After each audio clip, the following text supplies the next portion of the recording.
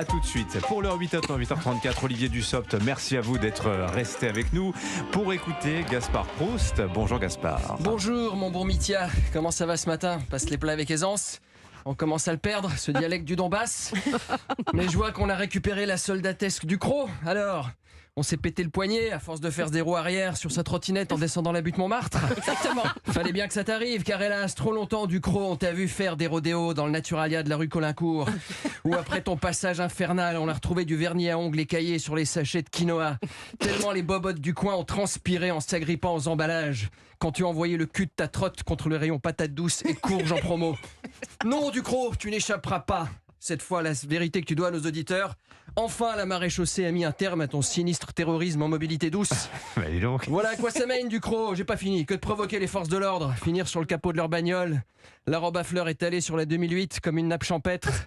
La trottinette dans la jante, le nichon coincé dans les jumelles du flic, qui pour la première fois de sa vie a vu s'afficher en même temps les informations 80 km/h et bonne aidée Victoria's Secret. Car oui, nos auditeurs ont le droit de le savoir. La Ducrot est aussi cascadeuse que gaulée et ne me la fais pas à l'envers, Emmanuel, sous un pseudo-sexisme.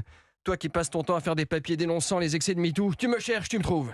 Ah, on te tient, toi qui pour faire peuple est allé jusqu'à départiculariser ton nom. Qu'est-ce que ça veut dire, ça, départiculariser son Tiens, nom? il se réveille l'Ukrainien, il a bien dormi? Biden lui a chanté une jolie berceuse?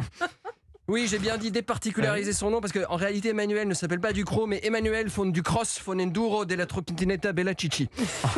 Et oui, ils vont tomber de leur chaise ce matin, tes petits copains de l'opinion. D'ailleurs, l'opinion, quel nom crétin pour un journal. Pourquoi pas, à mon avis, ou je te jure sur la vie de ma mère. Bref, vous l'aurez compris, chers auditeurs, ce matin, Ducrot is back. Et c'est comme si à nouveau, dans cette matinale, on allait se remettre à assaisonner l'actu. Tiens, idée de rubrique. Ducrot, votre moulin à poivreole du matin. Oui, je sais, vous vous dites autour de cette table que je devrais avoir honte et j'aimerais tellement ressentir cette sensation inconnue, mais que voulez-vous, depuis que j'ai découvert que le regard des autres n'avait strictement aucune importance, une seule question m'obsède aujourd'hui. Ah bah oui, laquelle? Si je vivais dans un monde où il n'y avait que des aveugles, est-ce que je viendrais à poil à la radio? Oui, pourquoi pas? C'est une Et ça vaut question. pour tout le monde. Oui. Qu'est-ce qui nous dit pas que... Non, mais qu'est-ce qui nous dit pas que notre invité n'en ferait pas autant si nous étions tous des Gilbert Montagnier radiophoniques? On serait peut-être tous là à tâtonner les micros avec nos cannes blanches, pendant que le ministre déambulerait pépère dans la rédaction avec une tasse à café pour unique accessoire. Who knows?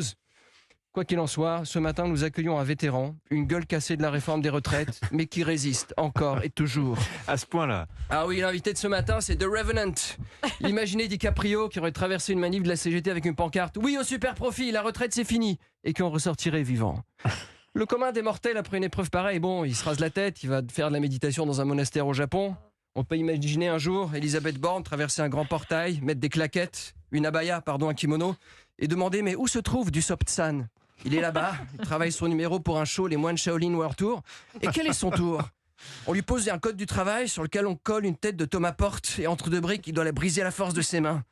Elisabeth s'approche et lui dit « On a encore besoin de toi, Olivier. » Olivier qui répond « C'est plus ma guerre, colonel. » C'est Elisabeth. C'est la première fois que vous rencontrez Olivier Oui, Dussopt? first time, first date, first love. Et je vais vous faire une confidence, monsieur le ministre, ça me fait du bien, parce que enfin un nouveau visage. Rendez-vous compte que depuis le début de l'année, je me suis déjà coltiné 3 fois Roussel, 3 fois Ciotti, 2 fois Bompard. Non, mais attends, je parle à large. Hein. Enfin, quand je dis taper, dans les limites du dialogue républicain.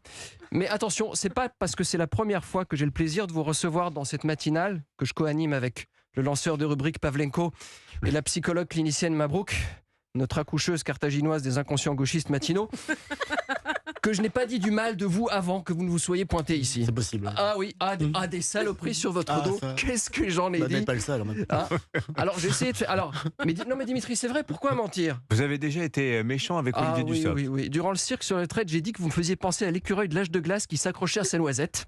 Je vous jure que c'est vrai. Bon, il y a eu pire. Petite question, vous savez que c'est le ministre du Travail. Est-ce que vous êtes inscrit en tant qu'intermittent du spectacle? Mais vous plaisantez. Mais je fais 3 chroniques de 4 minutes par semaine, 12 minutes par semaine, 48 minutes par mois. Vous croyez que j'ai du temps pour chercher du boulot? Vous êtes vraiment un monstre, hein? Non, mais ce que vous oubliez de dire, c'est que le ministre est aussi le ministre de la réinsertion des personnes handicapées et moi j'attends avec impatience les mesures qu'il a me proposer. Pourquoi vous vous sentez en situation de handicap, vous? Je suis incapable de vivre avec moins de 10 000 balles par mois à Paris. En plus, la saison de la truffe blanche approche, comment on va s'en sortir? On attend des mesures fortes, monsieur le ministre. Merci Gaspard Proust. À demain.